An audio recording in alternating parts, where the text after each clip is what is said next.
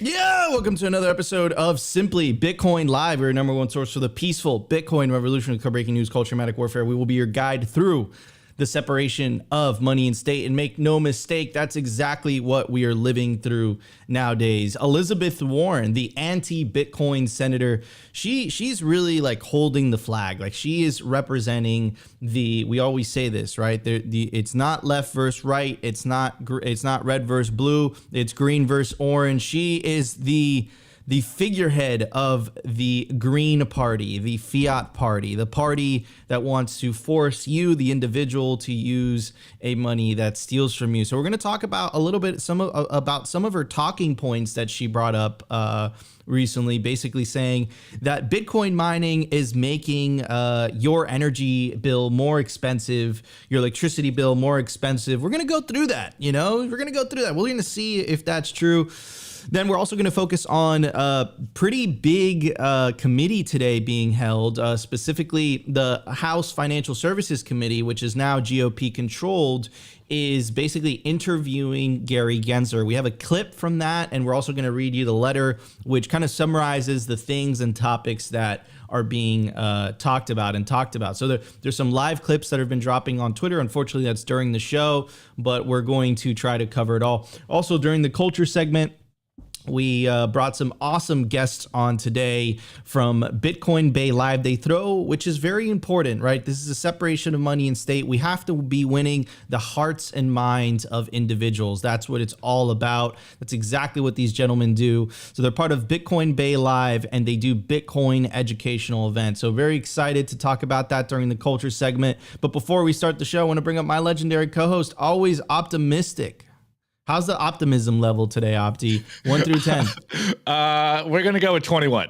21. Whoa! I feel good. Whoa! Opti. I feel good. I told you this morning, I slept in an extra hour the past 2 days, so I am well rested right now. I am ready to get on the mission and spread the orange signal with you guys. So, hey, man, awesome day. And I was sitting there. I'm not going to lie. It was the most boring thing I've probably been a part of this morning, listening to this Gary Gensler hearing. But hey, I did it for you guys. It was brutal. Did you do it for the culture again, I did it for the culture, bro. It was rough. I'm not going to lie. Opti takes it for the team all Dude, the time. All the time. It's not just with Chrissy. I watched the GOP hearing for you guys as well. Oh, man. All right, everybody. Before we start the show, Opti's losing it. I want to bring up our awesome guests. We have Wesley. How you doing, Wesley? Doing well. How are you guys? Happy to have you on the show. And of course, Fabio. Fabio, how you doing, buddy? Doing good. How are you? Good, man. Happy to have you on the show. All right, everybody, let's start the show. Let's make no more delay. Let's do this. Let's jump right into the numbers. Let's do it. The Bitcoin numbers. Brought to you by Nodl. At this point, you should be running your own Bitcoin node. If you don't use your own Bitcoin node, you're trusting someone else's. Run your own version of Bitcoin Core, the Lightning Network, Whirlpool, and Dojo, all from the comfort of your own home. And if you're a digital nomad, you have absolutely no excuse, because now you can run a Nodl through a virtual private server. Visit nodl.eu today. All right, everybody. I also want to tell you about the biggest Bitcoin conference on the face of the earth, Bitcoin 2023. It is literally coming up in less than a month. Get your tickets quickly before the prices go up. Miami Beach, Florida, May 18th through the 20th, 2023. You definitely don't want to miss the biggest Bitcoin celebration on earth, Bitcoin 2023, coming up in less than a month. Let's go through some of the speaker list. We have Arthur Hayes, Michael Lewis, author of The Big Short, Moneyball. We have the Chad Michael Saylor. We have Jack Mallers, Adam Back, Stacey Herbert, and many, many more. I see Beauty on there, BTC Sessions, Greg Foss, Caitlin Long, CK. There's many, many other Bitcoiners. Opti and I are going to be holding it down on the analyst desk. Let's check out some of the panels that are going to be hosted, because they look absolutely lit. I love the name of this one. It's called Bitcoin Energy Systems and the State. It's going to be with Lyn Alden and Natalie Smolensky. We had her recently. We've had them both on Simply Bitcoin IRL, but we had recently Natalie Smolensky on Simply Bitcoin IRL, and holy cow, is she so incredibly smart. and articulate. I mean, they both are, but from the political sense, Natalie Smolinski, there's something there. And, that was a really good experience for me. Super blessed to have her on the show. And then, of course, we have Arthur Hayes, Michael Lewis. They're doing a panel together. And not more importantly, I think it's equally as important, Alex Gladstein, Bitcoin versus the IMF. And we have a panel just called Yo from Jack Mallers, which is very fitting to usually how he approaches things. Anyways, no more delay. At the time of recording, the Bitcoin price is 30,255 sats per dollar, 3,306. Block height, 785,988. Reachable Bitcoin node, 17,096. Blocks to halving, 54,012. Having estimate April 20th, 2024, total Lightning Network capacity 5,456 Bitcoin. Capacity value 165 million US dollars. Realized monetary inflation 1.76%. And the total market capitalization of Bitcoin, $585 billion. Anyways, I want to talk about this, which is actually something that Simply Bitcoin has called out in the past, right? Which is the weaponization of the US dollar is going to force other countries to seek alternatives. And that's exactly what is happening as of late. Now, but what's interesting about this is that now the Treasury Secretary, Janet Yellen, is pointing this, something that was so incredibly obvious, she's pointing it out and she's realizing it.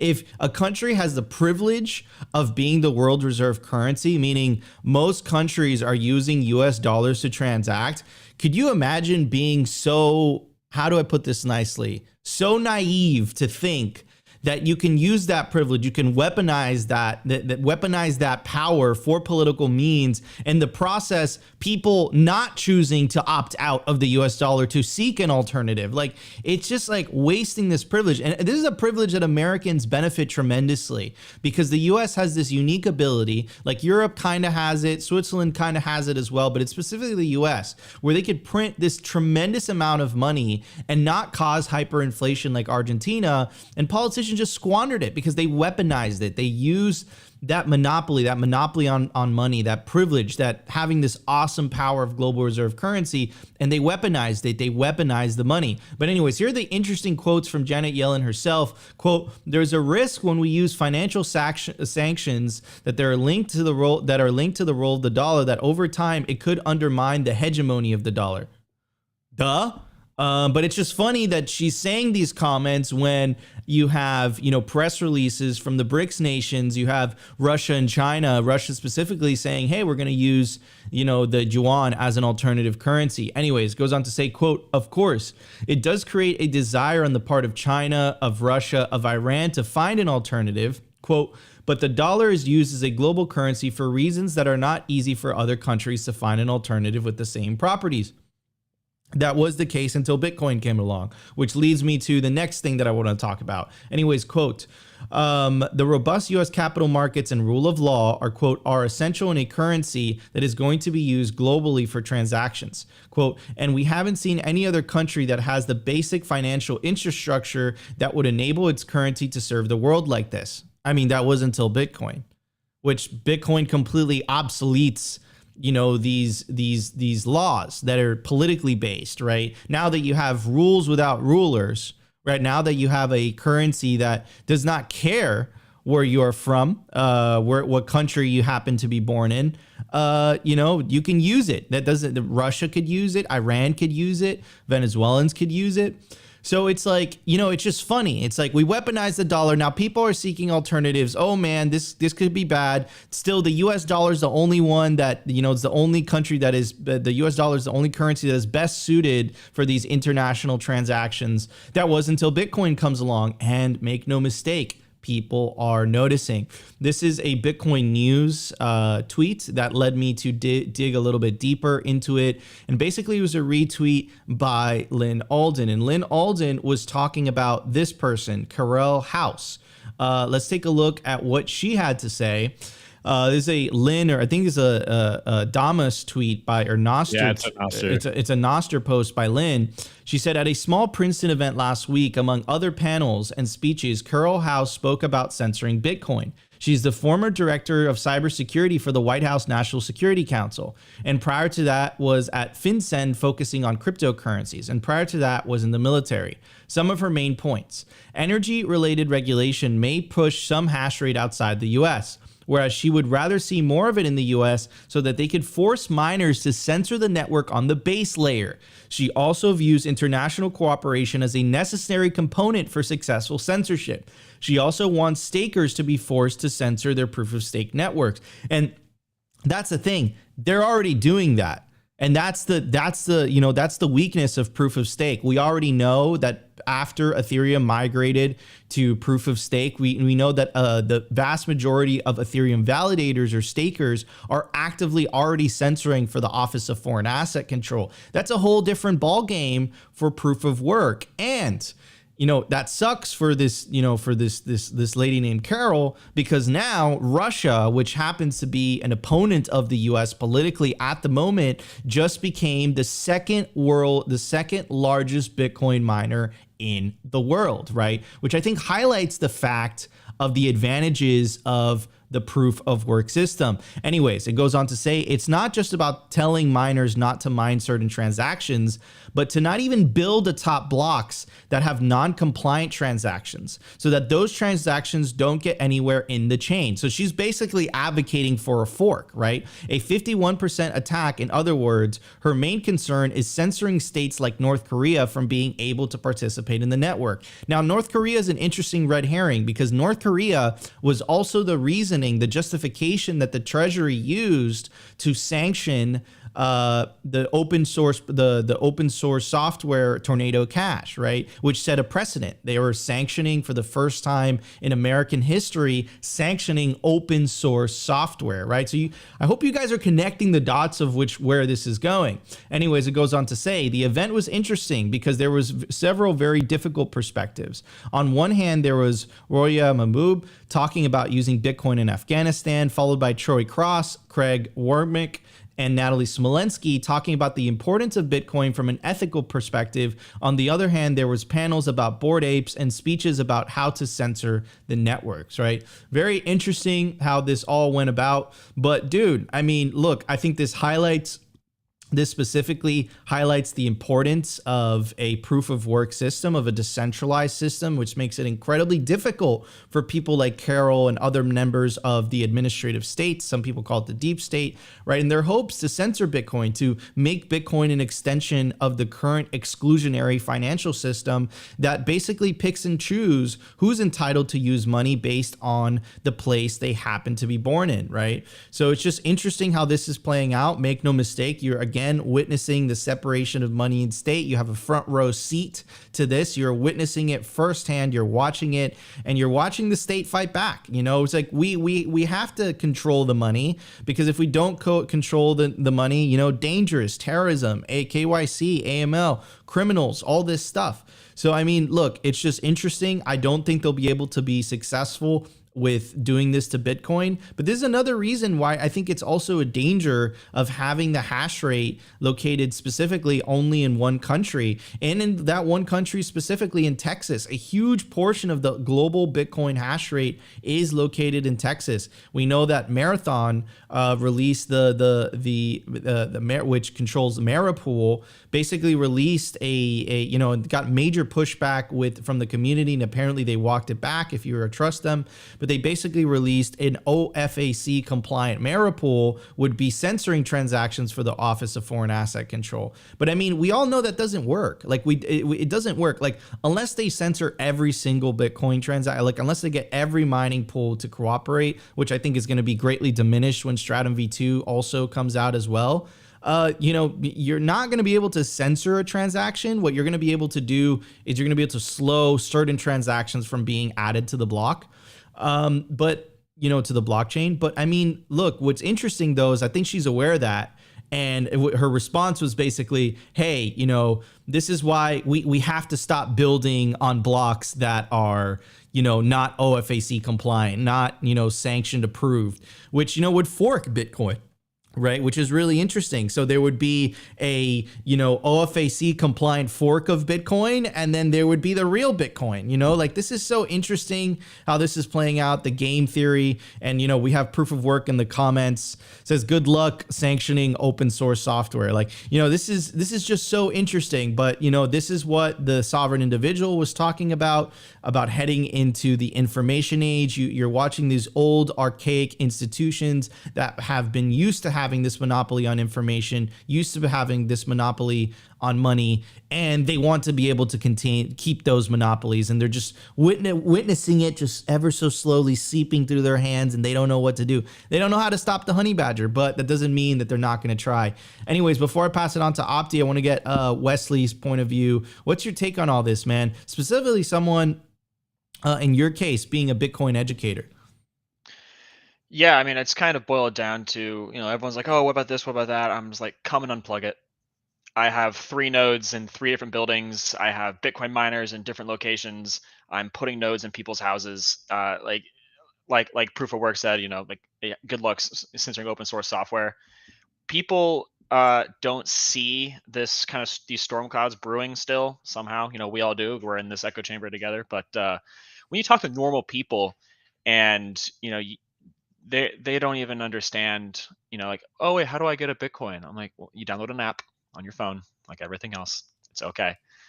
So like it gets complicated for us because we like to keep going and going and going into the rabbit hole. But these simple tools that I keep coming out, it's the genie's out of the bottle.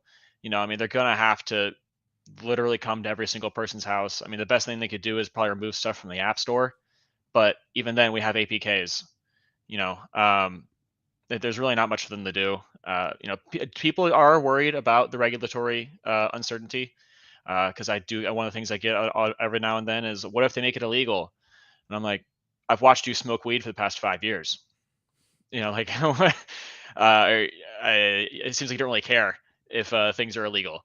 So it's just the friction of using Bitcoin is decreasing, and the friction of using the current system is increasing. And there's gonna be like that point where it gets close enough that spark or activation energy required to make that leap is gonna come. And I think that's when we see kind of the next wave.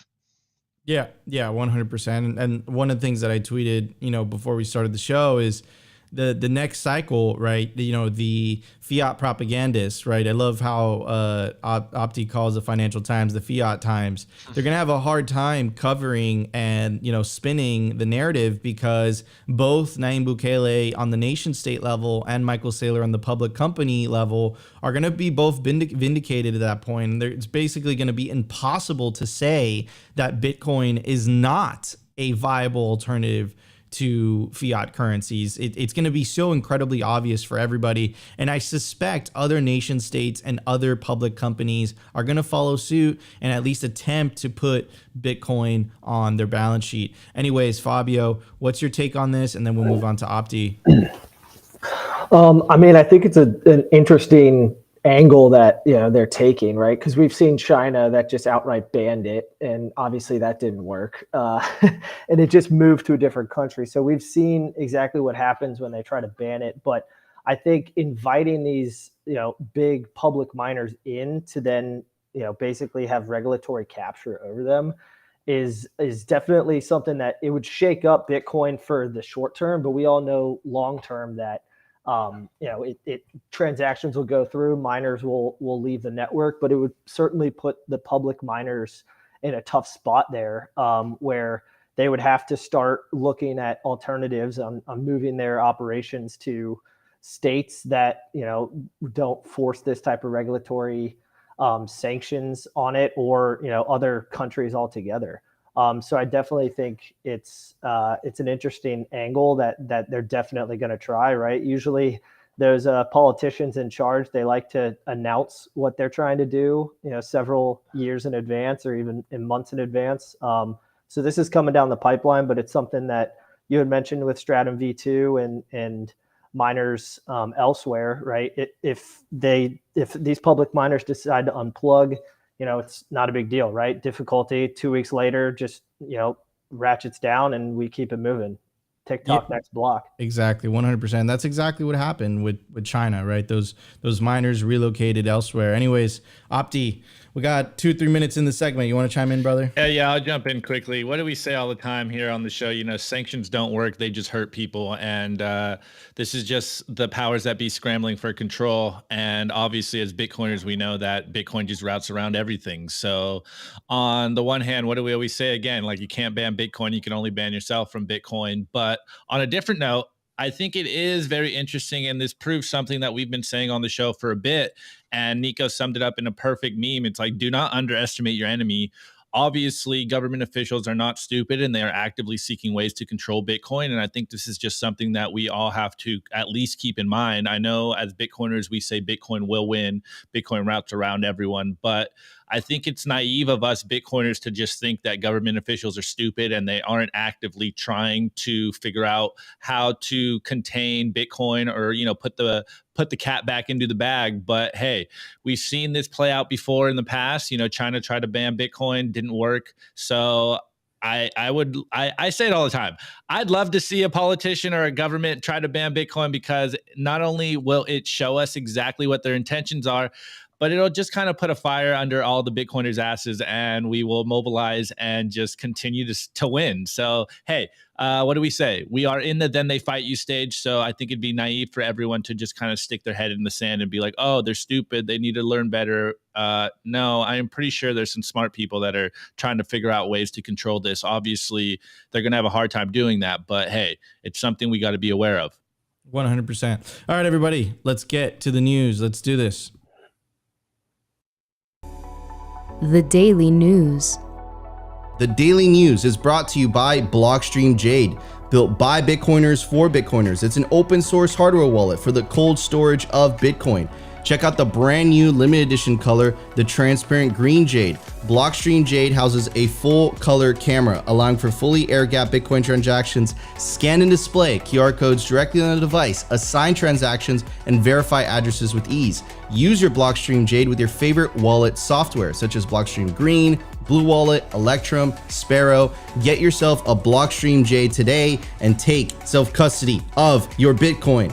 All right, everybody. I also want to give a shout out to our new sponsor, Orange Pill app. If you guys ever wondered, if you move to a city and you don't know other Bitcoiners, like you don't know other Bitcoiners in town, the Orange Pill app is for you. It helps you connect with other Bitcoiners locally. So if you're, if you move to a new city like Nashville, like Austin, like Miami, and you don't know anybody there, you log into the Orange Pill app and it will show any Bitcoiners in your area. It's also the #1 resource for Bitcoin only events. Create a Bitcoin only event as well.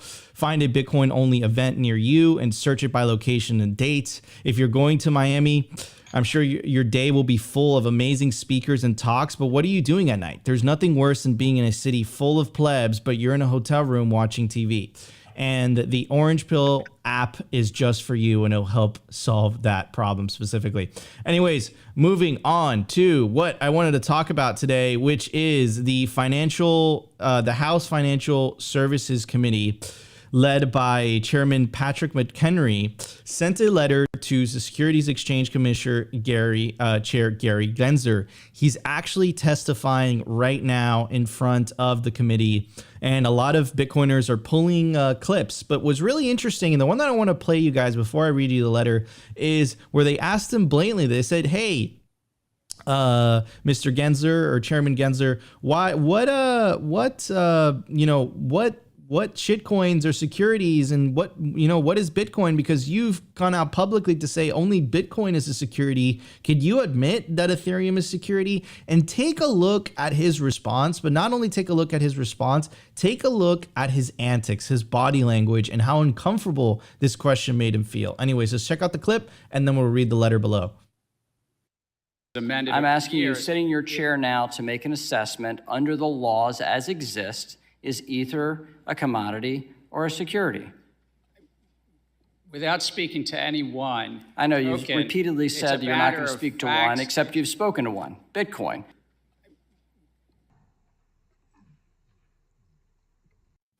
Yeah.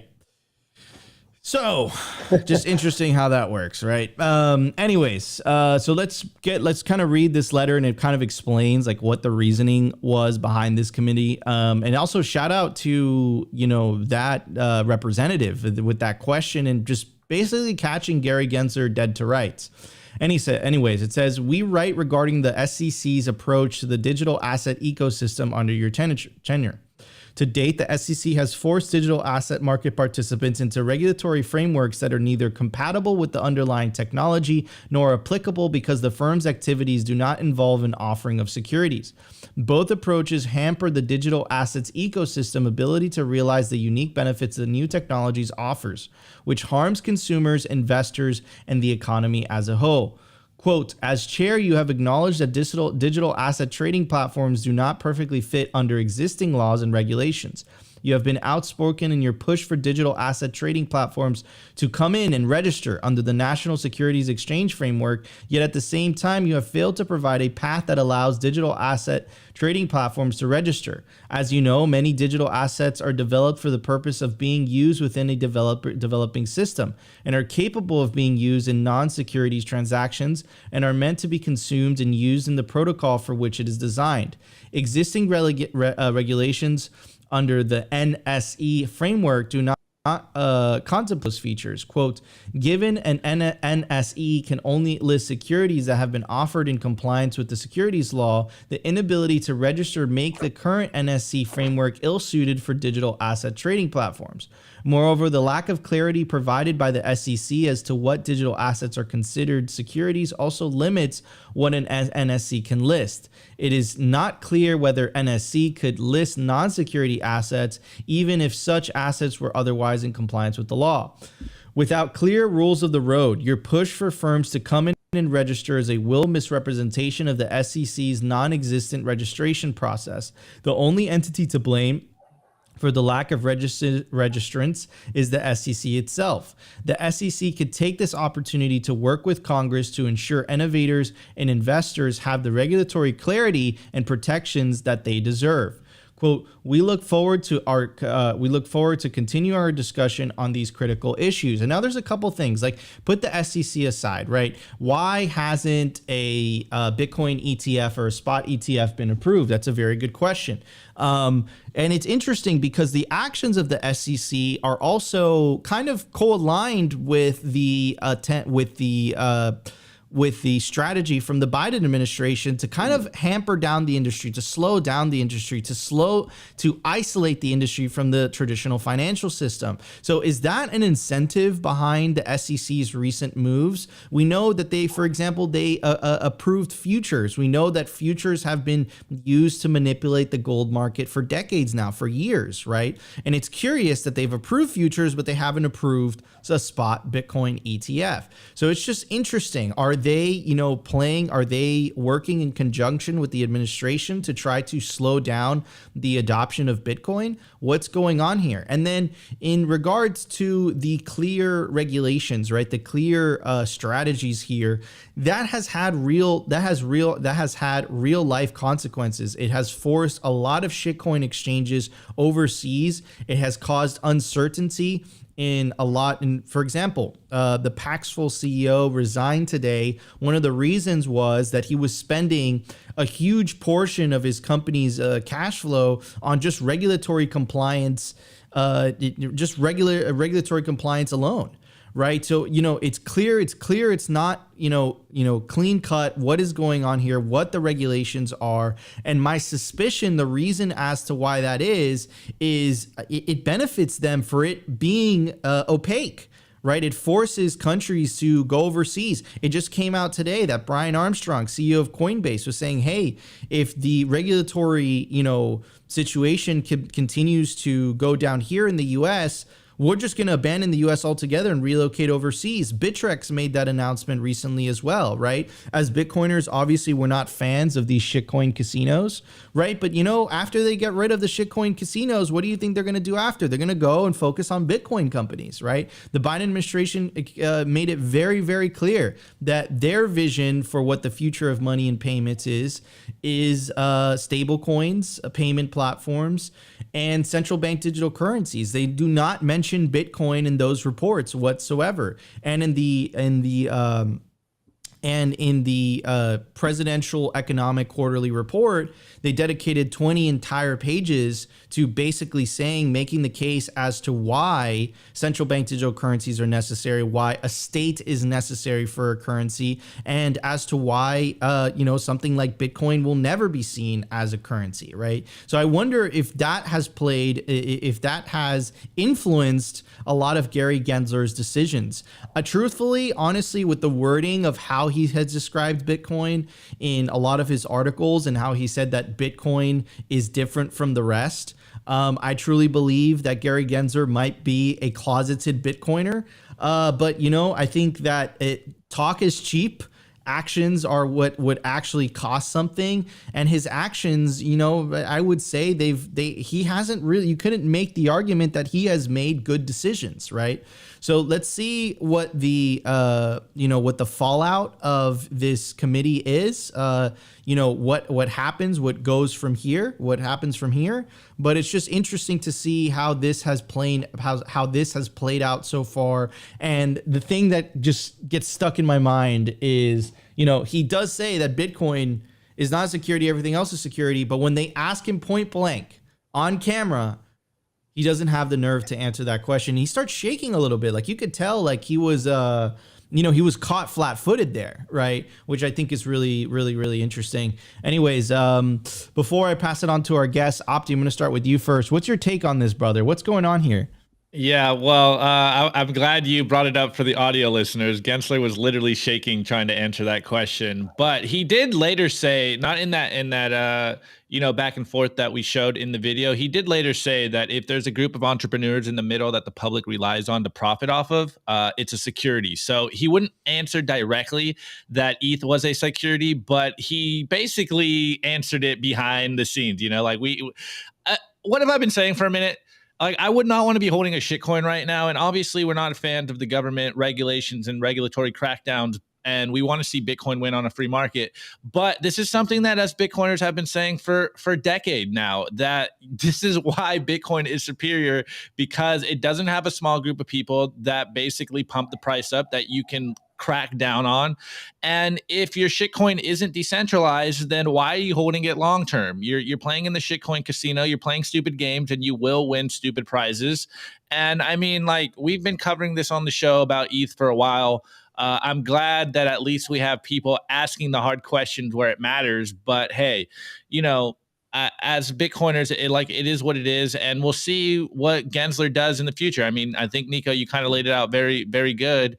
Gensler knows what's going on over here. He did a class on blockchain at MIT, so like, he's not stupid. I think it's something on the lines of delay and obstruct so that he can make some fees, and as long as there is no clarity on what regulation and what's a shitcoin and what's not, then they can make some money on the back end. And I mean, hey, this is my tinfoil hat moment, but it does seem like Gary Gensler might be bought and paid for by big banks and lobbies and those things, because if he is a closet Bitcoiner, he's not coming out outright and saying that there's Bitcoin and there's shitcoin, which I think all of us know very clearly that there's a fundamental difference between Bitcoin and everything else. But again, we're free market maxis here. We don't really want to cheer on government regulations, but hey, Bitcoiners have been warning about this for a long time. There's Bitcoin and there's shitcoins, and this is why we tell you guys consistently to hold Bitcoin, because there's a fundamental difference. Yeah, 100%.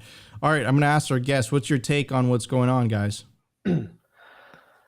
I'll start. I think you guys both just said it right, with whether it's being funded by big banks or that Gary knows exactly what he's doing, right? They've got to delay this process as long as possible, because their ultimate goal, right, is this CBDC cut coin that they plan to launch in the near future. And right now they're not idiots. They see that Bitcoin is a beach ball being held underwater, and they're trying to hold it underwater as long as possible. Because if Gensler were to come out, in that interview and say, oh yeah, they're all shit coins and Bitcoin's Bitcoin and one's a commodity and the rest of them are securities, we would see Bitcoin start to moon overnight. And that's a problem for them, because like Christine Lagarde said, last year, we got to close off the escape hatch, right? They don't want us owning Bitcoin. They want us to be, trapped in their financial system. So I think what they're doing here is just trying to dodge and deflect and delay these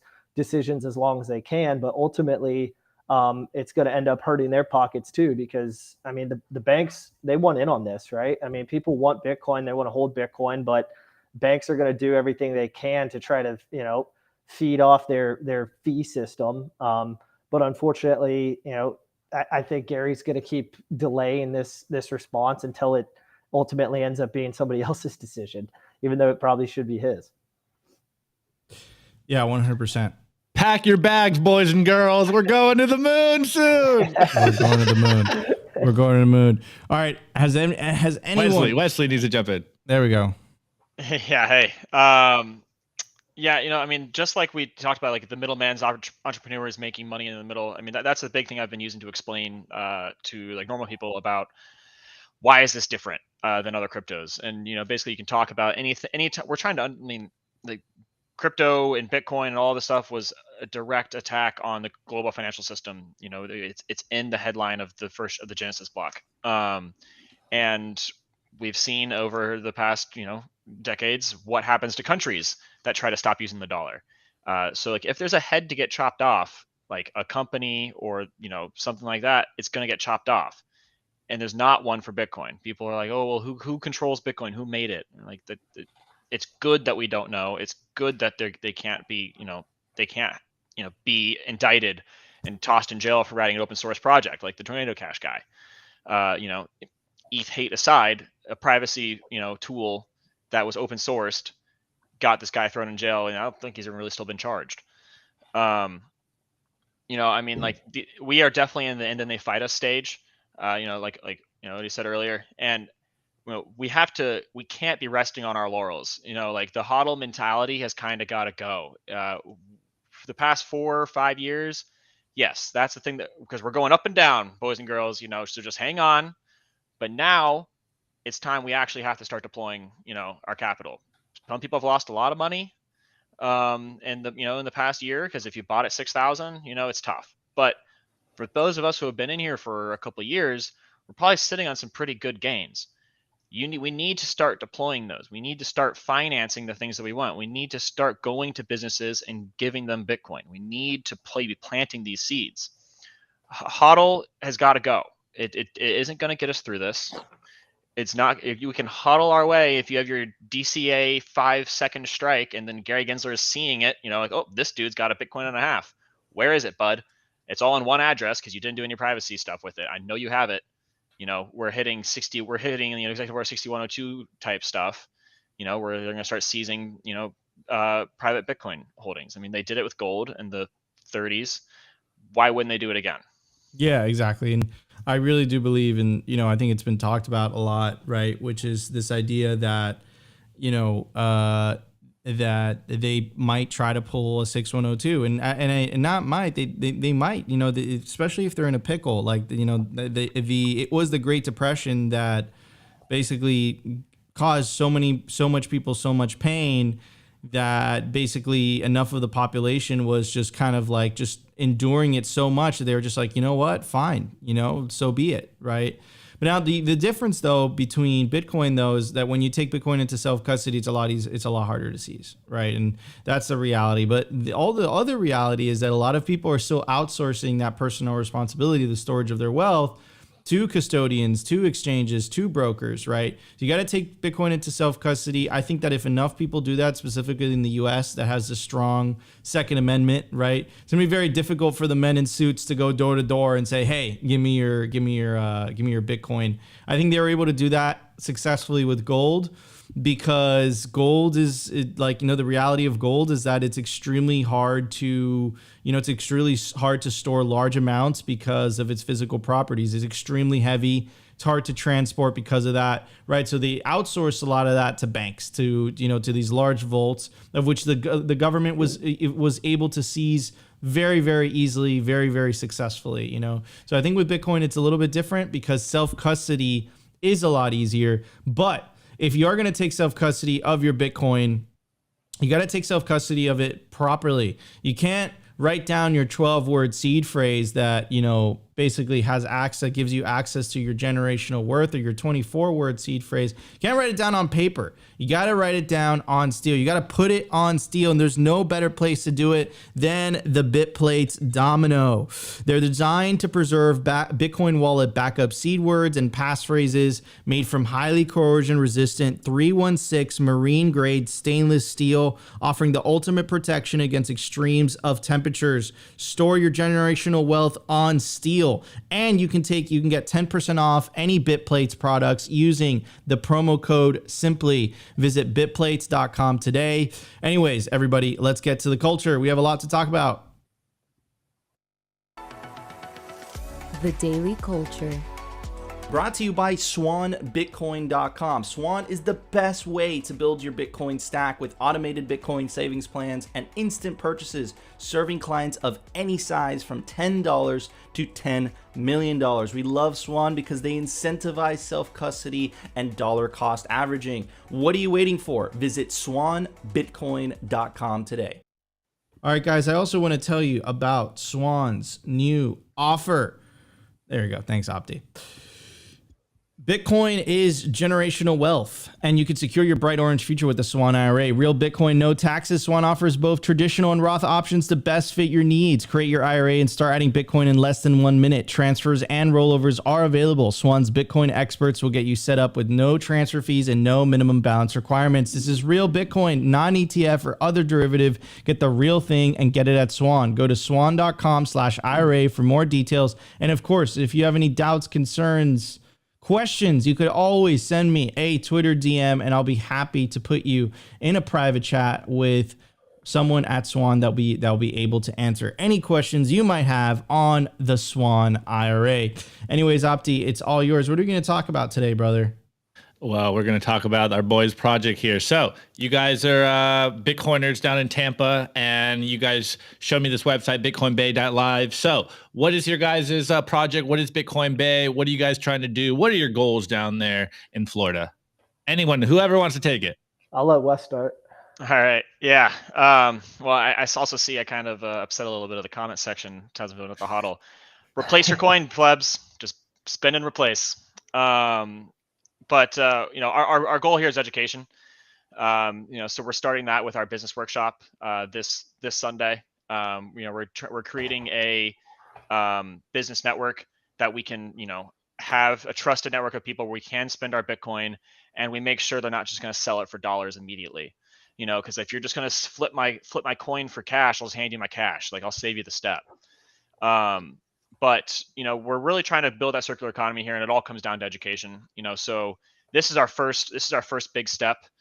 We started with some just basic guides. You can see on the screen. It was because I was in a group of people, and FTX was going down, so I was just like, hey, here's 10 steps to get your coins off of an exchange and onto Sparrow. And I just kept sending it out to people, and people were like, well, you should be getting emails for this. You should be doing that. I'm like, I don't know what the heck I'm doing. I'm just a Bitcoiner. But after this workshop, we're going to start doing boot camps for middle school, high school, and college students. So that way, every year we're getting a new crop of Bitcoiners that just keeps turning out into our community. We've got a lot of plans. I don't know I don't think we have enough time to really get into the master plan here, since it's been kind of getting developed over the past couple months. But really just trying to be the one-stop shop for Bitcoin in Tampa. Price Rips is coming back. Vake, you got to kick out the B cashers, because I hear they have a pretty big hold over there in Orlando. But price is going to rip eventually, and the scammers are going to come back. It's just the way markets work. So what we're trying to do is situate ourselves, by doing community service events, family events, just ingraining ourselves in our community and being active members in it. That way, when that does happen, look, you can come to us. We've been doing this for a year. You're gonna have to trust, because everyone makes judgment decisions based on what they read, online. But you come to us, and we're gonna set you up, to actually be set up well for the future, and not get grabbed by the crypto bros or whatever. And the business network is probably going to be one of our most important things here. I mean, you can't have circular economy if you don't have businesses that take it. So we're really just trying to push the grassroots adoption. And what we've got going on with Florida and DeSantis, his anti-CBDC bill, we're kind of getting primed here in Florida to really, kind of be something great. We're also we also have some of the best beaches in the world. So maybe we turn into the vacation spot for Bitcoiners. Austin can have the techies and, Nashville can have the culture, but, everyone can spend their coin here.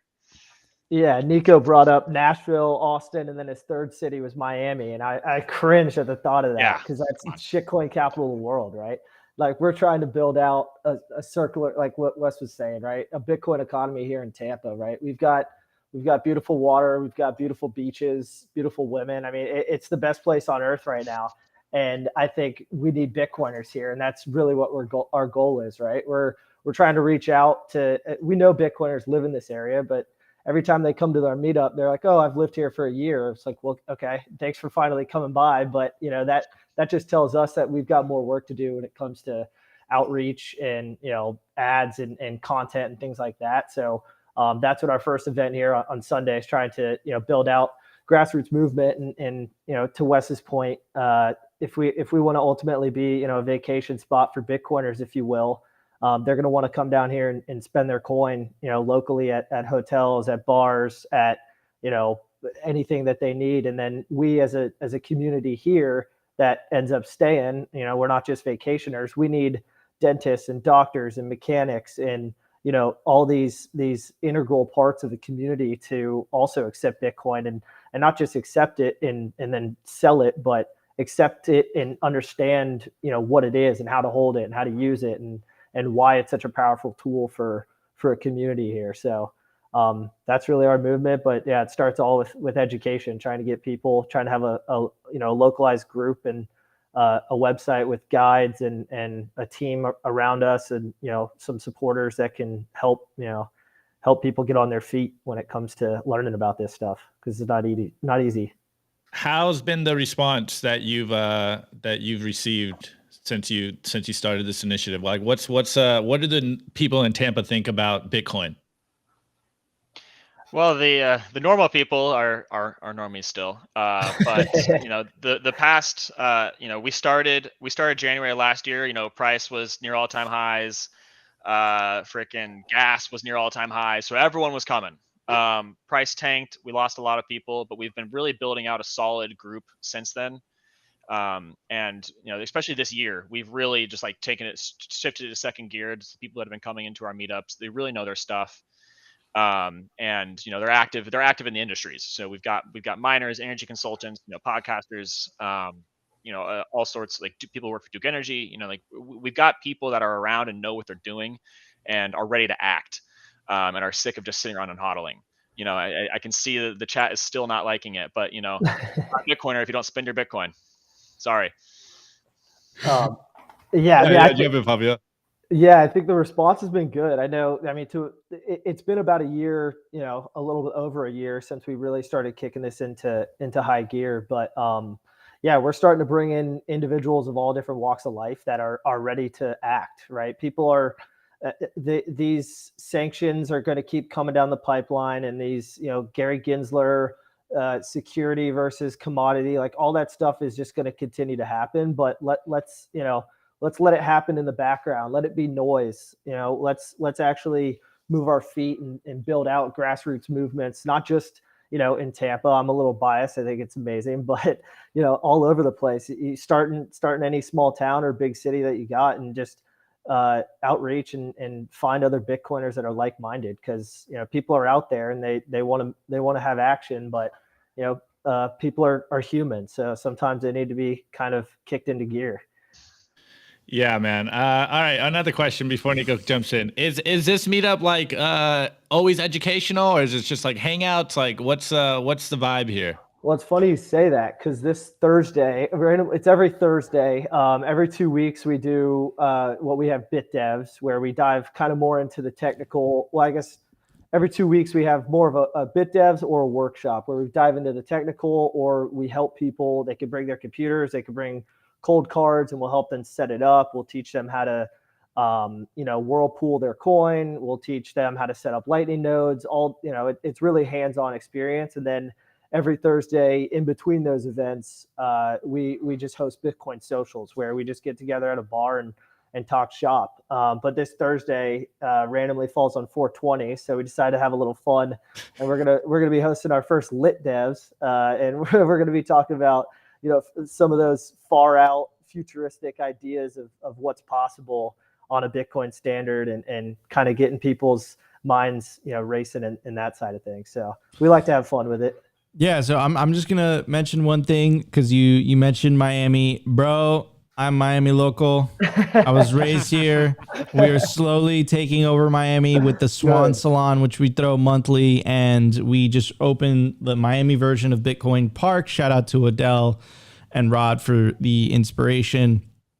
And a buddy of mine, Roz, is really pushing that initiative forward. I'm helping a bit on the social media side. So we are opening the Miami version of Bitcoin Park. It's called the Bitcoin Grove, and we will be throwing events during the Bitcoin conference, around the Bitcoin conference in Miami.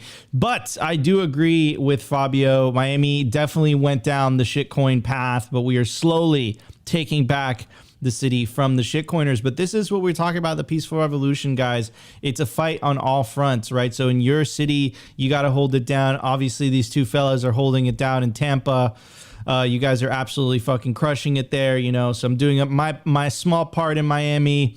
Our boys in Nashville doing their part. Shout out Nick. Shout out Odell. Shout out Rod. And Opti's holding it down. And Opti's AI. Opti's not real. I'm holding it down in cyberspace. Oh, Opti's holding it down in cyberspace. That's how he's always optimistic every morning, because he's a robot. No, I'm just kidding. Anyways, everybody. Or is he? Anyways, everybody, so check out these two gentlemen and their awesome project. It's called bitcoinbay.live. You could check it out. But no more delay. Let's get to the favorite part of the show, the Bitcoin meme review, which we had to skip out yesterday because the show went a little bit long. But man, was that a really, really dope show. Anyways, everybody, no more delay. Let's get to the meme review. Let's do it. Kaboom, Rax. The Daily Meme Review. Brought to you by Kaboom Racks. I get this question all the time. Nico, where should I buy Bitcoin miners? The answer is Kaboom Racks. It's the best place to buy Bitcoin miners. That's where you're going to find the best deals and the best prices. Start your mining utopia today. To check out their racks, you got to go to t.me/Kaboom Racks. Join their Telegram group and start your mining journey today. Kaboom Racks. All right, guys, this is the meme review. You guys were yelling at me yesterday. You guys have been yelling at me in the chat today. I know we went a little long. We had to X the meme review yesterday.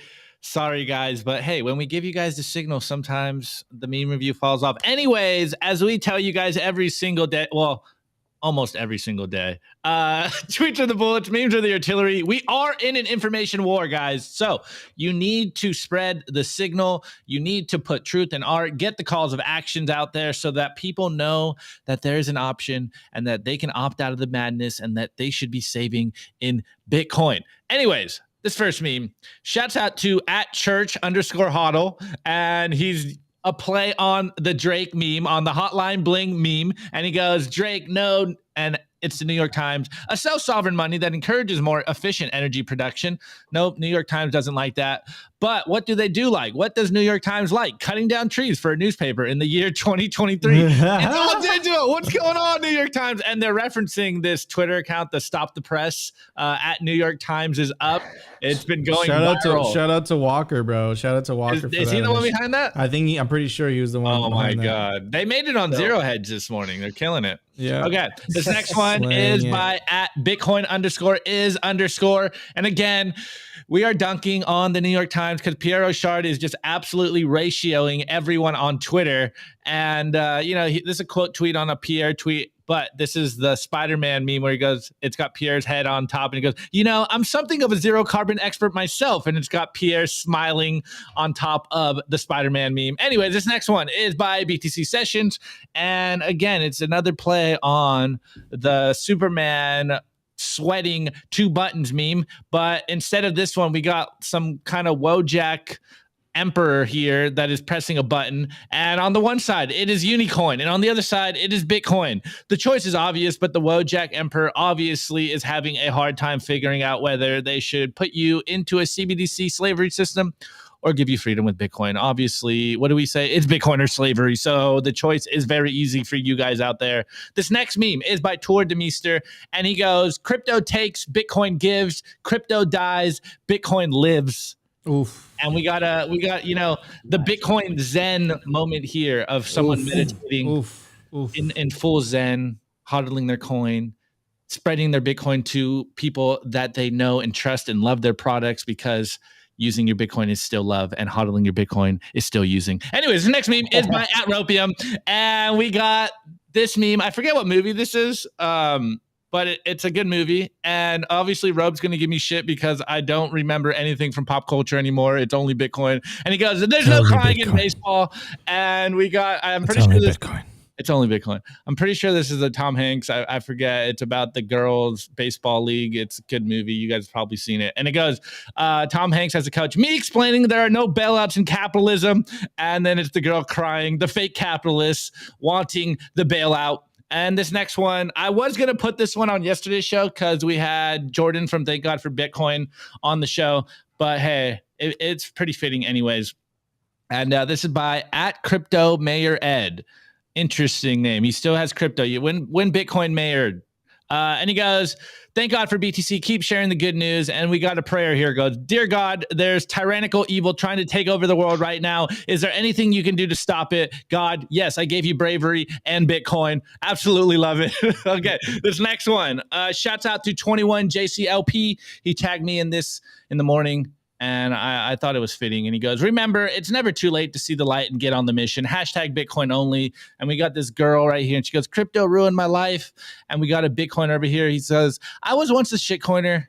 It is never too late to see the light and get on the mission. And then they hug and they go, Bitcoin only. This is the way, guys. Turn away from your shitcoinery past and get on the Bitcoin standard and move forward. Anyways.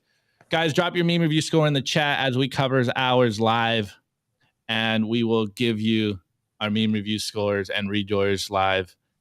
Actually, I'm going to switch this one up. I think it's orange, this orange rubber band. I am colorblind, so it might be yellow. I don't know. It's orange to me. So orange rubber band. Okay. That's a good score. I'm going to give it a This red wristband. Opti, what color is this for you? Looks red. You said it was red, so I'm going with red. Final answer. All right, Fabio, what would you give those memes? I've got this nice little stamp here. I don't know if it's going to be backwards or not, but it says "Buy Bitcoin" on it. Okay. Let's go. Wait, can I give a good story? I had one of those stamps, and I stamped like a bunch of $100 bills one time, and I did it like in the wrong port of the $100 bill, and every time I put it into the ATM, it wouldn't take the ATM. So be mindful of where you stamp your fiat dollar. Actually, I didn't do that. I did not do that. I didn't do that at all. Yeah, mine's just a desk piece. I never use it. Yeah, don't use it. Don't do that. What Wesley, what would you give those memes? I've got my seat signer, seat signer, custom print case. I call it the Pokey Pill. I love that. It's like a little I love that. The Pokey Pill. That's a great name. Anyways, hey, the movie is A League of Their Own. See, I knew someone got it. Anyways, before we get into giving a shout out to our guests, or go through the viewer scores, I want to give a shout out to our awesome Opti shaking his head.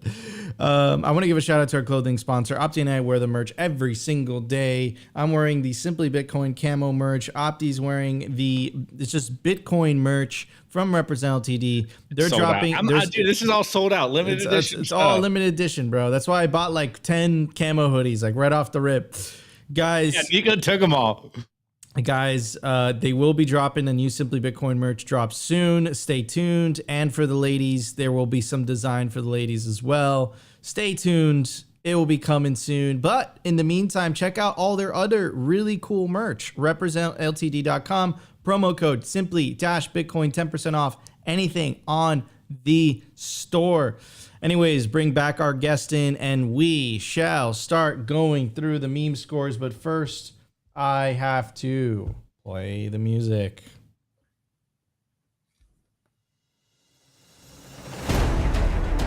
All right, Victor Salazar. I give the memes Bitcoin on cold storage, full stop. Very good, very good. Shots fired. Gary Gensler, suddenly stricken with Tourette's syndrome and can't stop spilling the beans on Bitcoin. Oh, God. I think he just got nervous. Score. Bitcoin's chief carbon officer. In the next scene, the shitcoiner girl asks, quote, Wait. I didn't read it. Nico, I don't know if you can read that one. No, I can't. Proof of work. I will give the memes a New York Times newspaper. Thanks, Opti, for catching that last minute, literally.